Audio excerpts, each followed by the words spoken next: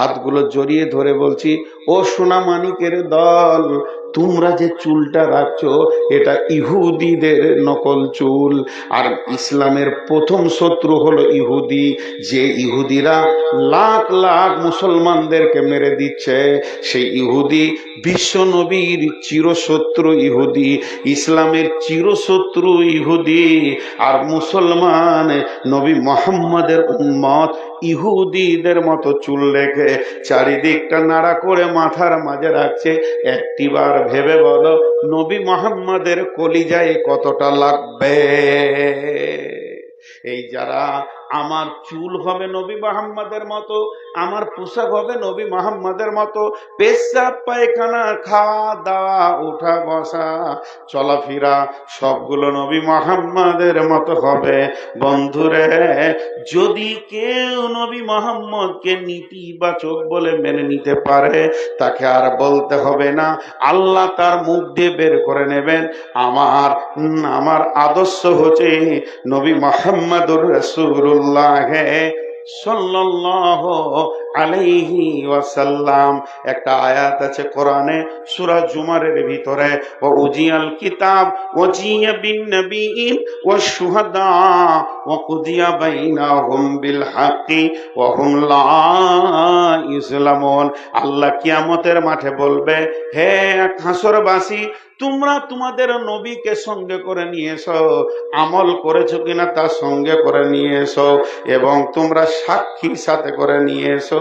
আমি আল্লাহ বাদী বিবাদীর মধ্যে বিচার করব, কারো ওপরে জুলুম করব না। একটা লোক হেঁটে চলে গেল আল্লাহর কাছে, নেককার পরেজগার জান্নাতি লোক, আল্লাহকে গিয়ে বলবে, আল্লাহ আমি আমার আমলনামা নিতে এসেছি। ও উজিয়াল কিতাব, পৃথিবীর সমস্ত মানুষের আমলনামা সেখানে রাখা হবে। আল্লাহ ওয়াজিয়া বিন নবিয়িন ওয়াশ শুহাদা, দুইটা জিনিস সঙ্গে করে নিয়ে আয়, তুই নবীকে নিয়ে আয় এবং সাক্ষী নিয়ে আয়। সেই লোকটার কাছে তো নবী নাই। তখন আল্লাহ জানেন, সব কিছু জাননেওয়ালা, তারপরও বলবে তোমার সাথে নবী কয়। তখন সেই লোক বলবে, আল্লাহ আপনি কুদরতের নজরে দিয়ে দেখেন আপনার নবী আমার সঙ্গে আছে কিনা। আমার আদর্শে মা বোনেরাও বলবে, আমার খাওয়াতে উঠাতে বসাতে আমি নবীকে ফলো করেছি, আমার পেশাব পায়খানায় আমি শোয়াতে ঘুমাতে নবীকে ফলো করেছি, অতএব আমার বডিতেই নবী লেগে আছি। আল্লাহ খুশি হবেন, এরপরে বলবে তোমার সাক্ষী হয়। তখন আমার আল্লাহকে গোলাম বলবে, আল্লাহ আপনি তো কোরআনে বলেছেন, সীমাহুম ফি উজুহিহিম মিন আসারিস সুজুদ, সাজদার জায়গাগুলো কালো কালো হয়ে গেছে, এটাই হলো আমার আমলের সাক্ষী। হাসতে হাসতে জান্নাতে যাবে। তাহলে কবরের শেষ প্রশ্নের উত্তর ওই দিতে পারবে যে জিন্দেগিতে নবী মুহাম্মদকে নকল করেছি। আপনারা আমার ভাই, আপনারা আমার বন্ধু, আমার হাতের দিকে তাকান একবার। ভিখারির মতো ভিক্ষা চাইছি, হাত দুটো জড়িয়ে ধরে বলছি, হিন্দুদের মতো করছি না। 10টা মিনিট টাইম দেন, 10টা মিনিট। মানুষ উঠতে লেগেছে, যথেষ্ট 2 ঘন্টা আপনাদের সামনে বসে আছি, 10টা মিনিট খালি টাইম চাইছি। ভিখারির মতো উঠবেন না। টোটাল বক্তব্যটা আমি 1 মিনিটে বলবো। 1 মিনিটে কবরে আমাদেরকে যেতেই হবে।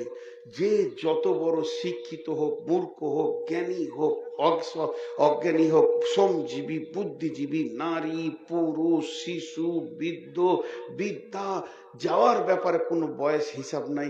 আল্লাহ যেদিন পাঠাবে আই হুকুম, সেদিন যেতেই হবে।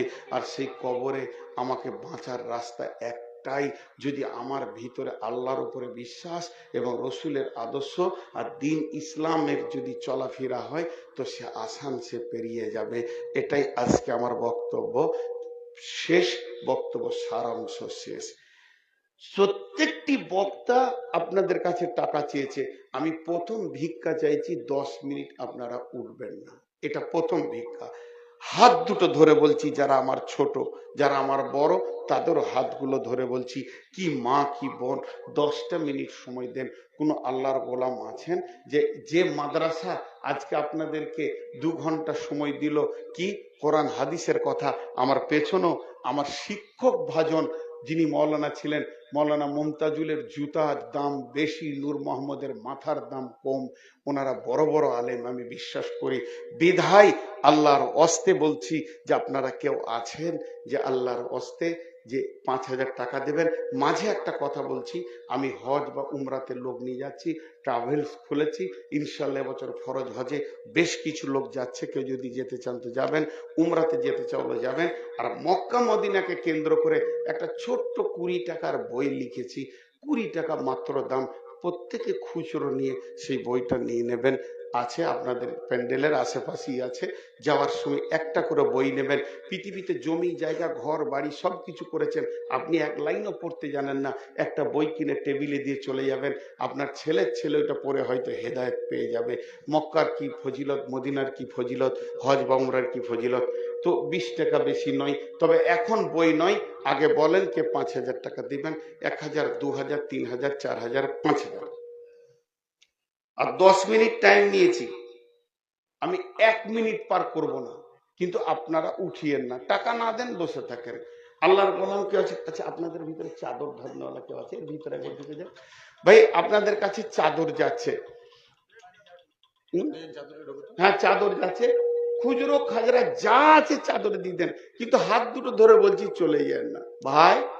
ও ভাই, ও ভাই, আমি কি এতই আপনার কাছে ছোট? মুখে লাত মেরে চলে গেলেন, আল্লাহ আপনাকে মাফ করুন, ঠিক সহি জায়গায় আল্লাহ আপনাকে পৌঁছানোর তৌফিক দান করুন।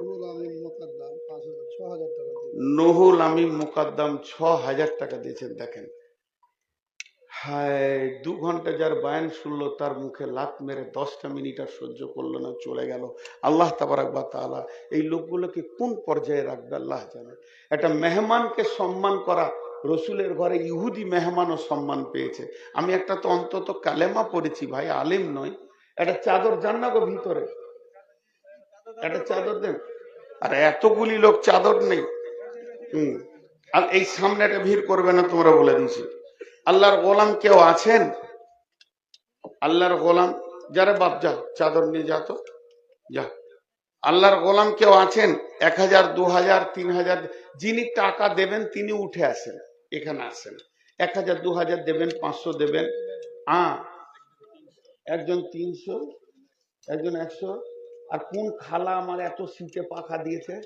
হ্যাঁ, আরো জানকে ঠান্ডা করতে চাইছে। বাকিতে 1,000 টাকা। আচ্ছা, হাজি মকবুল সাহেবের ছেলে 2,000 টাকা দিয়েছেন। আর কেউ আছেন? চলে যেন না ভাই, হাত পায়ে ধরে বলছি চলে যেন না, হাত পায়ে ধরে বলছি চলে যেন না। মুরব্বী বাপজি, ও আব্বা, বাপজি বসেন, ঘুরে আসেন, আল্লাহ মাফ করুন, ভুল করছেন।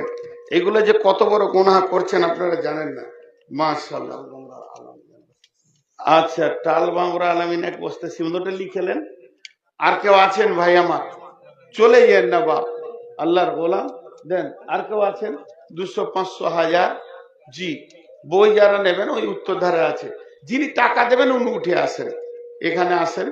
আল্লাহর গোলাম মাশাআল্লাহ, 1000, 500 যে যা দেবেন দেন, আল্লাহর হস্তে দেন, আল্লাহর জন্য দেন। জি, আল্লাহর গোলাম আর কেউ আছেন? আল্লাহর গোলাম 1000 টাকা, 500 টাকা দেনেওয়ালা আর কেউ আছেন?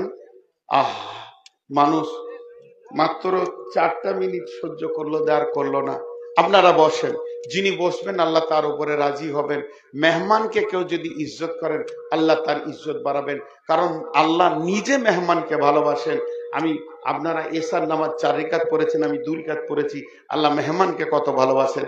আল্লাহর গোলাম আর কেউ আছেন? আল্লাহর গোলাম রসুলের উম্মত 1000 টাকা, 500 টাকা দেনেওয়ালা কেউ আছেন? মাশাআল্লাহ, এখানে লোক ভালো ভালো আছে গো। 500, 1000, 500, 1000 আসতেই রয়েছে। জাযাকাল্লাহ, মাশাআল্লাহ। আর কেউ আছেন? দেন। আল্লাহর গোলাম রসুলের উম্মত, আমাকে খুব ভালো লাগলো যখন পেরিয়ে গেলাম, এত লোক ছিল না, কিন্তু এই অধম নালায়েক, হুঁশ নাই জ্ঞান নাই, এইরকম একটা বাঁদরের কথা শোনার জন্য আপনারা যে এতক্ষণ সময় দিয়েছেন। মা বোনেরা, আপনারা কিছু দেবেন না, মৃত্যু মা বাপের নামে 100 টাকা দেন, মাশাআল্লাহ। যে যা নিয়তে দান করবেন আল্লাহ পুরা করবে, মাশাআল্লাহ। কেউ আছেন আল্লাহর গোলাম রব্বুল আলামিন, কেউ মায়ের নামে, কেউ বাপের নামে, দাদার নামে, দাদির নামে, স্বামী স্ত্রীর নামে, স্ত্রী স্বামীর নামে দান করছে। মাবুদ, এদের আয়, এদের নিয়তগুলো তুমি পুরা করে দাও, এদের মনের আশাগুলোকে তুমি পূর্ণ করে দাও। হে আল্লাহ, এদেরকে কবুল করো, মাফ করো, ক্ষমা করো, দয়া করো রব্বুল আলামিন। তোমাকে যদি ভালো না বাসতো আল্লাহ, তাহলে দান করতো না। এই দানগুলোকে তুমি গ্রহণ করে নাও। ভাই, আপনারা যারা বসে আছেন আর 3টে মিনিট ধৈর্য ধরেন, যে কটা লোক আছেন, আল্লাহ আপনাদেরকে ভালো করবেন, আল্লাহ আপনাদের ইজ্জত দান করবেন। মাত্র 3টে মিনিট। রব্বুল আলামিন, নিশ্চয়ই তোমার বান্দারা তোমাকে ভালোবাসে, ভালোবাসে বলে নিজের হাতে দান করছে। মা আমার, বোন আমার, আপনারাও কিছু করে দিয়ে পাঠান। তোর বান্দা যে আজ দান করেছে তোরই দরবারে, রহমতের ভিকাজি দে রে মাওলা দে। পাবি দাবি বান্দা যে সব তোর, তুই যে প্রভু সবার, তাই তো ক্ষমার আশা রাখি রাখি অন্তরে।